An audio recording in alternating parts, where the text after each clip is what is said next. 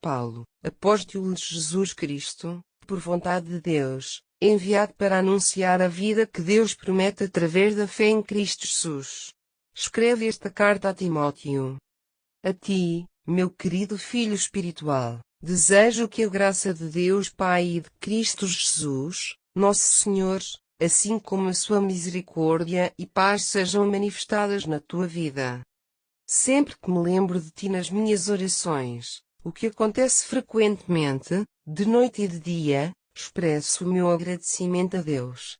Este é o Deus dos meus antepassados a quem tenho servido com uma consciência limpa. Desejo muito tornar a ver-te, o que dar-me-ia uma imensa alegria, pois lembro-me das tuas lágrimas quando nos separamos. Lembro-me da tua fé sincera, fé que a tua avó Lloyd e a tua mãe Eunice também tiveram, e que também domina a tua vida.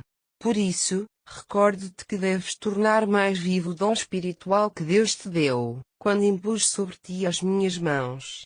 Porque Deus não nos deu um espírito de medo e timidez, mas um espírito de poder, de amor e de autodomínio. Portanto, não tenhas vergonha de falar aos outros de Nosso Senhor, nem de mostrar que estás ligado a mim, apesar de estar preso justamente por anunciar o nome de Cristo. Deves participar antes nos sofrimentos que o Evangelho possa trazer-nos, apoiando-te no poder de Deus. Foi Deus quem nos salvou e nos escolheu para uma vida santa. Não porque o merecêssemos, mas por sua vontade e misericórdia, que manifestou através de Cristo Jesus e segundo um plano estabelecido já antes da criação do mundo. Plano este dado a conhecer agora ao mundo, na pessoa do nosso Salvador Jesus Cristo, o qual quebrou o poder da morte e nos mostrou o caminho da vida incorruptível e eterna, através do Evangelho. E foi para isso que fui constituído pregador, apóstolo e mestre. É essa a razão destes meus sofrimentos. Mas não me envergonho disso, porque eu sei em quem tenho crido e estou certo de que é poderoso para guardar o que eu lhe confiei até aquele dia. Conserva a lembrança exata das boas palavras que de mim tens ouvido, retém-nas com a fé e com o amor de Cristo Jesus. Guarda bem aquilo que te foi confiado, com a ajuda do Espírito Santo que habita em nós. Como bem sabes, todos aqueles que vivem na província da Ásia me deixaram, até Figelo e Hermógenes. Que o Senhor abençoe a família de Onesíforo, porque muitas vezes me animou, sem se envergonhar de que eu estivesse na prisão. De facto, quando veio a Roma, procurou-me por toda a parte até que me encontrou. Que o Senhor lhe conceda uma bênção especial naquele dia. Aliás, tudo o que fez por mim em Éfeso, melhor o sabes tu. Tu, pois, meu filho, fortalece-te na graça que Deus te dá em Cristo Jesus. E o que tens ouvido de mim e que tem sido confirmado por muitas outras testemunhas, transmite-o a pessoas capazes de as comunicar a outros. Aceita as dificuldades como um bom combatente de Jesus Cristo, tal como eu faço. Nenhum militar se deixa prender com problemas que digam respeito aos negócios desta vida, a fim de poder agradar a quem o comanda. Da mesma forma, ninguém que entra numa competição desportiva poderá obter a coroa da vitória, se não tiver respeitado as regras. Também os agricultores se dedicam ao seu trabalho pensando na boa colheita que os recompensará. Considera bem isto e o Senhor te dará entendimento em tudo. Lembra-te que Jesus Cristo, descendente do rei Davi, ressuscitou da morte. Este é o tema central da mensagem evangélica que eu prego. E é por isso que tenho sofrido e sido preso, como se fosse um malfeitor. Mas a palavra de Deus, essa não se deixa prender. Eis a razão porque tenho suportado todas estas coisas, por amor daqueles que hão de ouvir a chamada de Deus, para que possam beneficiar da salvação em Cristo Jesus e da eternidade na glória de Deus. Esta é uma verdade segura.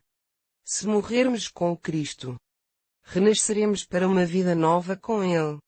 Se sofrermos por causa de Cristo, também depois seremos participantes da sua autoridade na glória. Mas se o negarmos, Ele também nos negará. Se formos infiéis, Ele permanecerá sempre fiel. Porque Cristo nunca se negaria a si mesmo. É isto que deves lembrar aos crentes, ordenando-lhes, em nome do Senhor, que não se metam nunca em discussões sobre meras palavras, que de nada servem senão para corromper o entendimento daqueles que ouvem essas disputas. Procura trabalhar de forma a que Deus te aprove, como um trabalhador que de nada tem que se envergonhar, que proclama com exatidão a palavra da verdade. Mas foge desses debates inúteis a que Deus é estranho, e que só fazem é aumentar a descrença.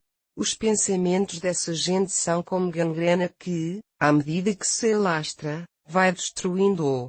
É o caso de Himeneu e de Fileto, que se desviaram da verdade, pondo-se a dizer que a ressurreição já se deu, e assim perverteram a fé de alguns. Mas a verdade de Deus mantém-se firme como uma rocha onde se lê: o Senhor conhece os que são seus. E ainda, quem se chama cristão, afasta-se da injustiça. Nas casas mais abastadas há, a par de peças de ouro e de prata, outras de madeira e de barro. As primeiras são, em geral, empregadas nas ocasiões especiais, as outras são para uso corrente. Portanto, quem se mantiver afastado do mal será como esses objetos de uso especial. Será um elemento santo, digno de ser usado pelo Senhor, apto para toda a boa obra. Foge às paixões próprias da juventude. Segue a justiça, a fé, o amor e a paz, juntamente com aqueles que, com um coração puro, se aproximam do Senhor e se lhe dirigem. Repito, rejeita as questões absurdas, sem profundidade, pois como sabes só levantam contendas. No serviço de Deus, não convém levantar contendas. Deve-se antes ser bondoso para toda a gente, estar prontos a ensinar, ser pacientes nas tribulações. Deve-se procurar esclarecer com brandura os que resistem, para ver se, com a ajuda do Senhor, virão a arrepender-se e a conhecer plenamente a verdade, desprendendo-se assim dos laços com que o diabo os prende e os sujeita à sua vontade.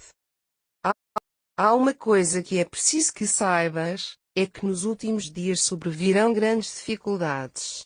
Haverá gente amante de si própria, tendo a paixão da avareza, pessoas presunçosas e arrogantes, insultuosas, desobedientes aos seus pais, sem sentimentos de gratidão, sem consideração pelas coisas espirituais, sem ter sequer aquela afeição que existe naturalmente nos seres humanos, incapazes de se reconciliarem com os adversários, caluniadores, incapazes de dominar os instintos, cruéis, inimigos do bem, traidores, obstinados, orgulhosos, deixando que os deleites tomem, no seu íntimo, o lugar que Deus queria ocupar.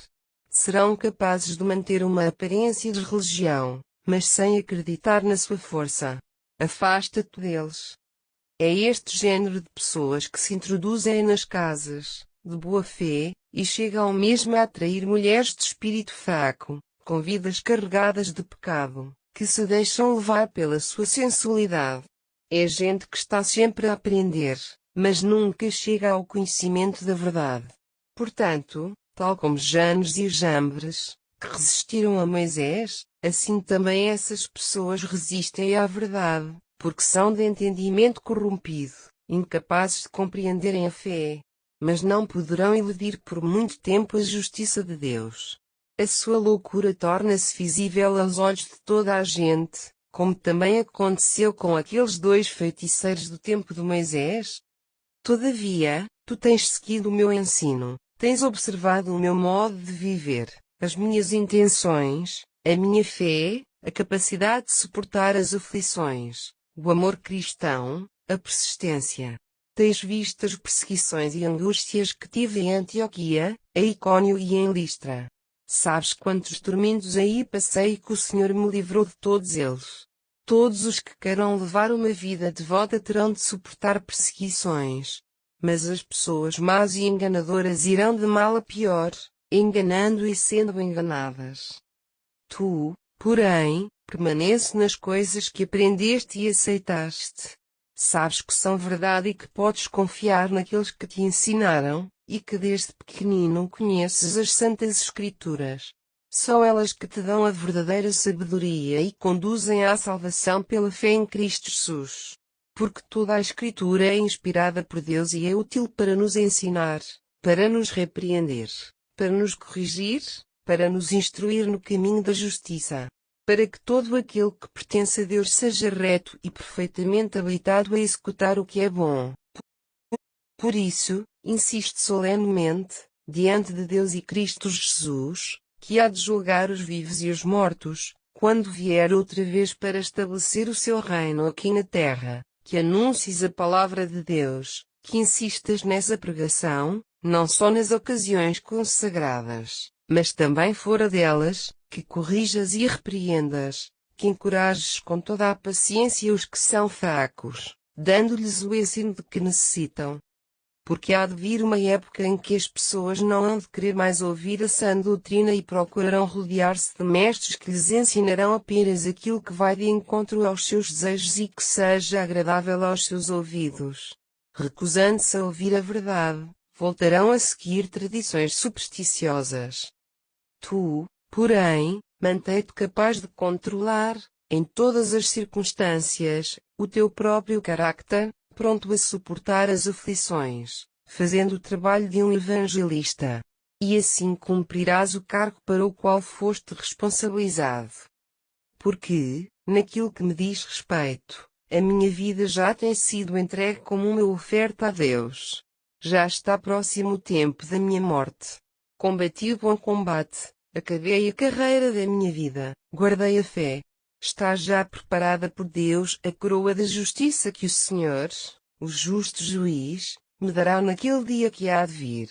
E não somente a mim, mas também a todos os que amarem a sua vinda. Procura vir ter comigo o mais depressa possível. Porque Demas abandonou-me, pois o amor pelas coisas deste mundo foi mais forte e partiu para Tessalónica. Crescente foi para a Galácia e Tito para a Dalmácia. Só Lucas está comigo. Traz também Marcos contigo, pois ser-me-á muito útil no serviço de Deus. Quanto a Tíquico, mandei-o a Éfeso. Quando vieres traz a capa que deixei em Troade, em casa de Carpo, assim como os livros, mas especialmente os pergaminhos. Alexandre, o latoeiro, causou-me muitos males. O Senhor o castigará, segundo o que merece. E tu também tem cuidado com ele, pois foi alguém que sempre se opôs decididamente às nossas palavras. Na minha primeira defesa em tribunal, ninguém me apoiou, antes todos me desampararam. Que Deus não os castigue por isso. Mas o Senhor assistiu-me e deu-me forças para poder anunciar integralmente a mensagem de Deus, de forma que toda aquela assistência de gente os pôde ouvir o Evangelho. E assim o Senhor me livrou da boca do leão. Sim, Ele me livrará de todo o mal e me guardará para o seu reino celestial. Toda a glória lhe seja dada, para sempre, é o nosso desejo profundo. Saúde a Priscila e a Aquila, assim como a família de Onesíforo. Erasto ficou em Corinto. Deixei Trófimo doente em Mileto. Procura vir antes do inverno. Émulo, Pudens, Lino, Cláudio e todos os irmãos crentes te enviam saudações. Que o Senhor Jesus Cristo viva no teu espírito.